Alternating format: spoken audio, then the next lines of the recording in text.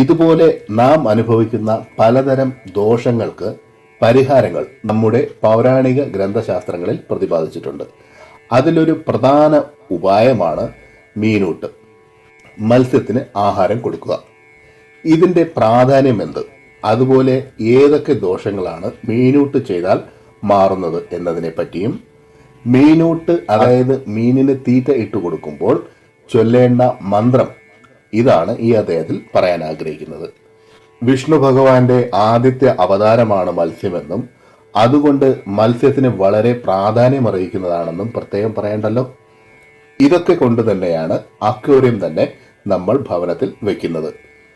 മുമ്പ് ഒരു വീഡിയോയിൽ അക്വേറിയത്തിന്റെ പ്രാധാന്യത്തെ പറ്റിയും അതിൽ ശ്രദ്ധിക്കേണ്ട കാര്യങ്ങളെ പറ്റിയും വിസ്താരമായി പറഞ്ഞിരുന്നു. ജലത്തിന്റെ രാജ്ഞി എന്നറിയപ്പെടുന്ന മത്സ്യത്തിന് അന്നം നൽകുകയാണെങ്കിൽ ജാതകത്തിലെ മിക്ക ദോഷങ്ങളും ഇല്ലാതാകുന്നു.